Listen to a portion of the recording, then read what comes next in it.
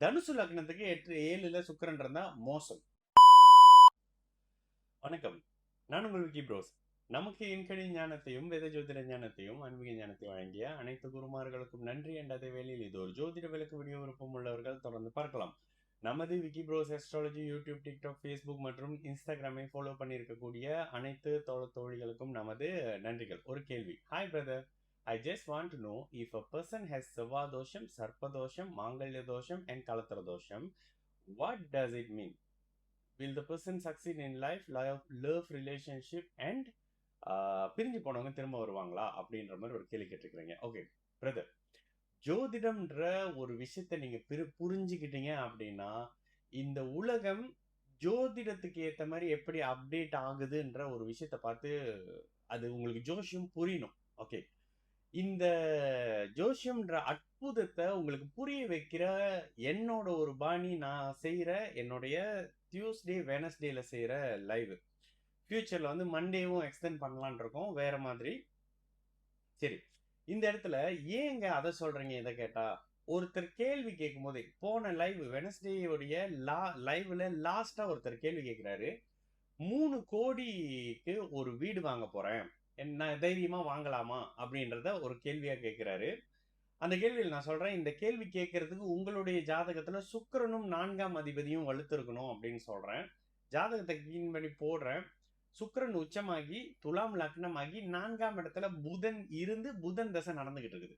புதன் விரையாதிபதி கடனை ஏற்படுத்தி வீடு 9 12ஆம் அதிபதி வீடுன்ற பாக்கியத்தை விரயத்தால கொடுக்க போறாரு. இதுதான் அந்த பலன் சொன்னேன். ஓகே, இப்ப ஏன் இதை சொல்ல வரீங்க அப்படின்னு கேட்டீங்கன்னா ரொம்ப சிம்பிள் பிரதர். நீங்கள் கேட்கக்கூடிய கேள்வி, நீங்கள் வாழக்கூடிய வாழ்க்கை, உங்களுடைய சிந்தனையின் உயரம் உங்களுடைய பிறந்த ஜாதகத்தின் அடிப்படையில் இருக்கும். ஒருத்தனுக்கு லக்னத்தோட லக்னாதிபதியோட சனி இருந்தா புரணி பேசுறதுல சந்தோஷப்படுவான், புரணி பேசுறது அடுத்தவங்களை பார்த்து வைத்தறிச்சல் படுறதுல ஒருத்தன் அப்படியே இருப்பான். இதெல்லாம் நீங்க எப்படி எதை வச்சுங்க சொல்றீங்க? அப்படித்தான் இருப்பாங்க, அதெல்லாம் மாத்திக்க முடியாது.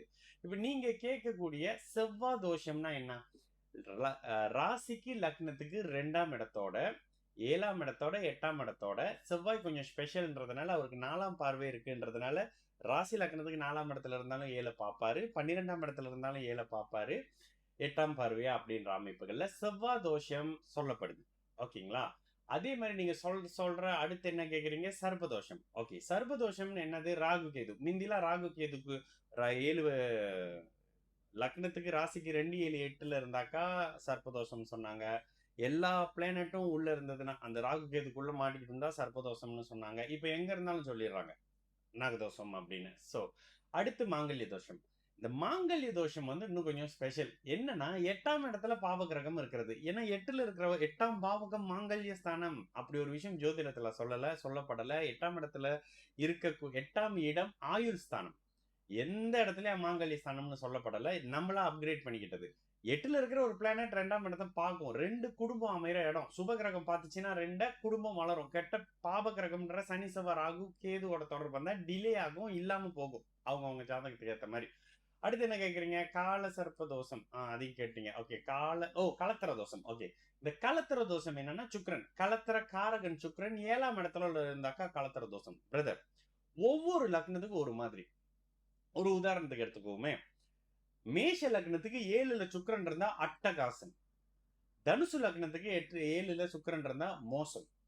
இப்ப நீங்க எப்படி எடுத்துக்குவீங்க? ஒரு வார்த்தையில் நான் சொல்லிட முடியுமா? ஏங்க, மேஷ லக்னத்துக்கு 7ஆம் இடத்துக்கு 7ஆம் அதிபதி சுக்கிரன் வலுத்து லக்னத்தையும் சுபத்துவப்படுத்துவார். தசை நடக்கும்போது அட்டகாசமான வாழ்க்கை துணை, பார்ட்னர்ஷிப், சுக்கிரனுடைய உயிர் ஜாதகாரகம், வீடு வாகனம், பொம்பளை கிம்பளை, கணவன் மனைவி அத்தனையும் சூப்பரா இருக்கும். அதே துலாம் லக்னம்னு வந்துருச்சு, சுக்கிர தசை வந்துருச்சு, சாரி அதுவே இந்த லக்னம் என்னது தனுசு லக்னம்னு வந்துட்டீங்க. 7ஆம் இடத்துல இருந்து சுக்கிரன் வரும் பொழுது 7ஆம் இடத்தை கெடுத்து பலனை செய்வாரு. மனைவியை விட்டு பிரிச்சு எடுத்து போவாரு, கணவனை விட்டு பிரிச்சு எடுத்து போவாரு. எப்படி பிரிய போறீங்கன்றது 7ஆம் அதிபதியும் லக்னமும் முடிவு பண்ணும். ஓகேங்களா? ஏன்னா ஒரு 6ஆம் அதிபதி கெடுதல் மட்டும் பண்ணக்கூடியவர்.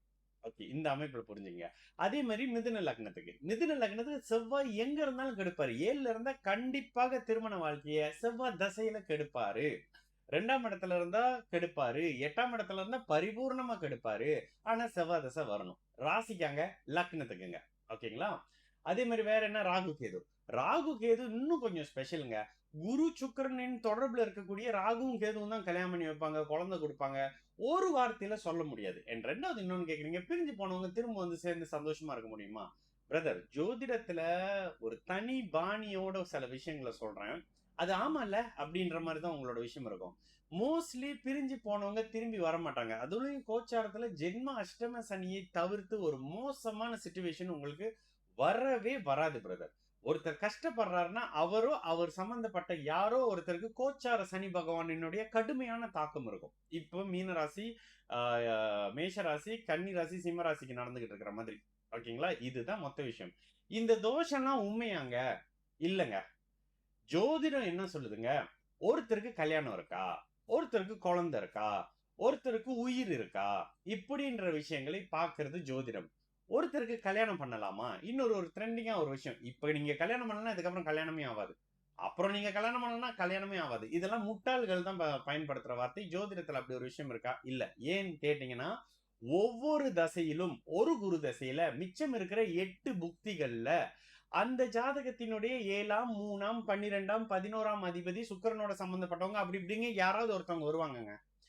அன்லெஸ் உங்க ஜாதகத்துல சுக்கிரனோட வீடும் சுக்கிரனும் சுத்தமா கெட்டு போயிட்டாங்கன்னா தான் அவருக்கு தாம்பத்தியமே கிடைக்கலன்னு சொல்ல முடியும். ஆனா இங்க பாதி பேர் கல்யாணம் ஆகலன்னு பொய்ய சொல்லிக்கிட்டு நல்ல தாம்பத்தியத்தை வேற மாதிரி அனுபவிச்சுக்கிட்டு இருப்பாங்க. இல்லையா ஆமான்றத மனசுல வச்சுக்கங்க, நமக்கு கொமெண்ட்லாம் வேணாம். இதுதான் சொல்லப்படுதே தவிர, 2வது இன்னொன்னு சொல்லுவேன். ஜோ ஜோதிடப்படி கல்யாணம்ன்றது தாலி கட்டுறதோ, மோதிரம் போடுறதோ, சைன் வைக்கிறதோ இல்லங்க. நீங்க ஒருத்தரோட நீடித்த 3, 6 மாசத்துக்கு மேல ஒருத்தரோட காமத்தை அனுபவிச்சுக்கிட்டு இருக்கிறீங்க அப்படின்னா, அது ஜோதிடத்துல திருமணம்னு சொல்லப்படுது. இதுதான் திருமணம். இதை யாரு குடுப்பா? 3, 7, 11ஆம் அதிபதி, 12ஆம் அதிபதி, சுக்கிரனுடைய வீடுகள்ல இருக்கக்கூடிய கிரகங்கள். சுக்கிரனே அத குடுப்பாரு. சின்ன வயசா இருந்தாலும் அட்டகாசமா குடுப்பாரு சுக்கிர தசையில. அப்போ எதனை வச்சு நம்ம நிர்ணயம் பண்ண போறோம்? இப்ப நான் சொல்லக்கூடிய இல்லங்க ஒரு 3ல இருந்து 6 மாசம் ஒருத்தரோட இந்த தாம்பத்திய அமைப்புகள் இருக்கிறது திருமண கேட்டகரிக்குள்ள வருது அப்படின்றத நான் சொல்றேன். இல்லங்க அது எப்படிங்க வரும்னு நீங்க சொல்ல முடியாது. ஏன்னா, அதுக்கப்புறம் குழந்தைன்றது வேற கேட்டகரிக்குள்ள வந்துருது. அது 5, 9ஆம் பாவகம் குரு அந்த ஜாதகத்தினுடைய 5ஆம் அதிபதி முடிவு பண்றாங்க. ஹானஸ்ட்டா சொல்லுவோமே, தாம்பத்தியம் அனுபவிச்சுக்கிறவங்க எல்லாம் குழந்தை பெத்துக்கிறாங்களா?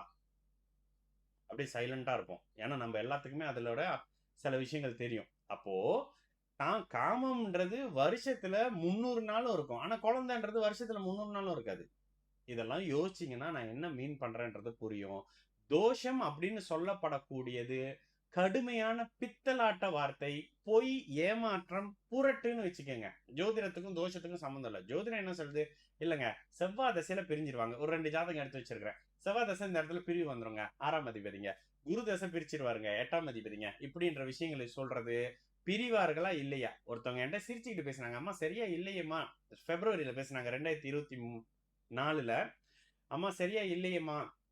சிரிச்சுக்கிட்டு ஆமா பிரதர், ஓகே பிரதர் இருந்தா கண்டிப்பா சொல்றேன். அதே நபர் ஆகஸ்ட்ல கொண்டு அழுதுகிட்டு பேசினாங்க. அதே நபர் இந்த வருஷம் முடிஞ்ச ஜனவரியில என்கிட்ட பேசிட்டு பிரதர் ஜோசியம் வந்து நினைச்சு பார்த்ததோட வேற மாதிரி. நீங்க சொன்ன முதல்ல சிரிச்சேன். ஆனா இப்ப வேற ட்ராக்ல எங்கேயோ போய்கிட்டு இருக்கேன். அந்த ஸ்ட்ரெஸ்ஸை நான் கோத்ரூ பண்ணேன்னாங்க. இதுதான் ஜோதிடமே தவிர தோஷம் வந்துருச்சு கழிச்சிருங்க, இந்த கோயிலுக்கு போங்க, அந்த கோயிலுக்கு போங்க. அப்ப எதுக்குங்க கோயில்? கோயில் நம்ம உருவாக்குனதுங்க.